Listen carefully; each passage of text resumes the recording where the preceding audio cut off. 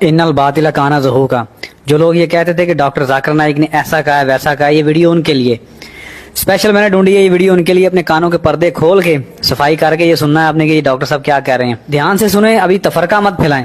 آدھا علم جو ہے نا یہ پورے جھوٹ سے بھی برا ہوتا ہے. جو بھی بات کہتا ہوں حدیث کا حوالہ دیتا ہوں. آج بھی جو تقریر میں نے کہا حوالہ دیا نا، میں انسان ہوں، غلطی کر سکتا ہوں. غلط ہے تو آپ آ کے بول سکتے. ذاکر آپ نے جو حوالہ دیا سورہ قمر کا سورہ نمبر 54 آیت نمبر 17 22 32 40 میں نہیں لکھا ہے بلکہ جیسا قرآن ذکر فارم مدکر، آ کے بولو. تو میں انسان ہوں، غلطی کر سکتا ہوں. اگر کچھ غلط کہتا ہوں اسی لیے سوال جواب کا سیشن ہوتا ہے. لیکن جو لوگ مجھے غلط ثابت نہیں کر سکتے تو ڈھونڈتے ہیں کچھ چیز کو پکڑے جس کو توڑ مروڑ کے پیش کرے، لوگ کے سامنے میرے بارے میں غلط فہمی پیش کرے.